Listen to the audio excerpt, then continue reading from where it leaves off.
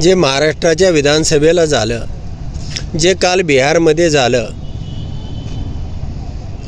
तेच या नगरपालिका निवडणुकीच्या बाबतीमध्ये होऊ नये याची काळजी म्हणून मी सकाळी 10 वाजल्यापासून आता संध्याकाळी 5:30 वाजलेले 5:30 वाजेपर्यंत या ठिकाणी बसून होतो। मी रात्री 10 वाजता जिल्हाधिकाऱ्यांना फोन केला आणि कोणत्याही परिस्थितीमध्ये मला 2 डिसेंबर रोजी तारीख सेट करून दुपारी 2ची वेळ सेट करून मला या ठिकाणी मॉकपोल हवा आहे आणि त्या पद्धतीची यंत्रणा इथं तुमच्याकडे असली पाहिजे। मग या ठिकाणी बेलचे आणि इस्रायलचे इंजिनियर नव्हते। जिल्हाधिकाऱ्यांनी धडपड करून हैदराबादहून खास विमानानं या ठिकाणी रुलू यांना बोलवण्यात आलं आणि या ठिकाणी तो मॉकपोल देण्यात आलेला आहे। दुसरी आमची मागणी अशी होती, तो मॉकपोल बरोबर होता, दुसरी अशी मागणी होती की या 39 ज्या मशीन आहेत, यापैकी 39 मशीन आणि 10 स्पेअरच्या मशीन आहेत, तर 39 पैकी एक मशीन बाजूला काढा, ती एका शाळेच्या रूममध्ये मॉकपोलसाठी ठेवा। अनेक लोक त्या ठिकाणी बटन दाबतील, त्याची नोंद होईल आणि त्या पद्धतीनं त्या दिवशी संध्याकाळी किंवा 3 तारखेला सकाळी आम्ही ज्या पद्धतीनं मतं टाकलेले आहेत त्याच पद्धतीनं मतदान याच्यामधलं निघतं आहे का आणि 39 पैकी कुठली मशीन घ्यायची याची आपण चिठ्ठी टाकून ती मशीन घेऊ। तर ती मागणी या ठिकाणी अमान्य करण्यात आलेली आहे। इलेक्शन कमिशन ऑफ इंडिया, राज्य निवडणूक आयोग यांच्याकडे ही मागणी लावून धरली जाईल।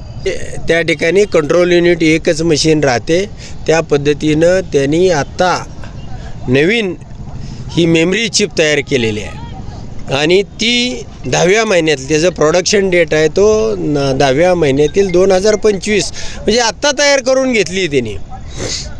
मग ह्याच्या अगोदरच्या मेमरी चिप कुठं गेल्या, विधानसभा निवडणुकीच्या याला का वापरल्या नाहीत, असे अनेक प्रश्न तयार होतात। एका मशीनवरती दोन मतदान तुम्हाला करता येतं आणि दुसऱ्या मशीनवरती नगराध्यक्षाचं एक मतदान, अशी तिन्ही मतं पोल केल्याशिवाय ही तिन्ही मतं पोल होऊन एकाच कंट्रोल युनिटमध्ये जातात आणि हे 3 बटणं दाबल्याशिवाय मतदानाची प्रोसेस पूर्ण होत नाही।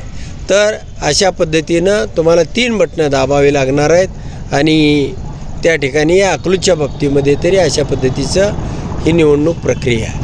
आज तुम्ही सकाळपासून होता, कोण कोण होतं सोबत, अधिकारी कोण होते, टेक्निकल टीम कोण होती, काय चर्चा झाली त्यांच्याबद्दल? नाही, इथं आरओ म्हणून बनसोडे साहेब आहेत, सहाय्यक निवडणूक अधिकारी म्हणून पाटील ह्याच्या नगर परिषदेचे शिव आहेत आणि रुजा म्हणून त्या ह्याच्या हैदराबादहून या इस्रायलच्या ज्या इंजिनियर आहेत त्या इंजिनियर आल्या होत्या आणि त्याचबरोबर सगळ्या पक्षाचे उमेदवार, त्यांचे प्रतिनिधी आणि पोलीस बंदोबस्त अशा पद्धतीने या ठिकाणी दिवसभर मॉकपोल आणि पडताळणी झाली। एकंदरीतच आज तुम्ही दिवसभर होता, तुम्ही समाधानी आहात का सगळं जे काय पाहिलं तुम्ही, जे काय चर्चा झाली त्या बाबतीत? नाही, नक्की एका बाबतीमध्ये समाधानी आहे की या निवडणुकीला यांचं सेटिंग नाही, पण आम्हाला हाच मॉकपोल आम्ही सांगाल त्या मशीनवरती मतदानाच्या दिवशी ती मशीन एका रूममध्ये ठेवली पाहिजे आणि त्या ठिकाणी वेगवेगळ्या पक्षाचे आणि उमेदवाराचे प्रतिनिधी यांनी त्याच्यामध्ये मतदान करून दुसऱ्या दिवशी निकालाच्या वेळेला ती मशीन पहिल्यांदा तपासली पाहिजे आणि मग तुमचा रिझल्ट किंवा निकाल त्या पद्धतीने घेतला पाहिजे। ही मागणी आमची आजही तशीच आहे। याच्या बाबतीमध्ये कलेक्टरना काय करता येईना, अनेक वेळा फोन झाले, बोलणं झालं, अजून कुणाला इथल्या निवडणूक निर्णय अधिकाऱ्याला त्याचे निर्णय नाहीत, तर त्याच्या बाबतीमध्ये आम्ही भांडू, सगळे पक्ष मिळून भांडू आणि ते केल्याशिवाय आम्ही या EVM वरती यापुढं मतदान घेऊ देणार नाही।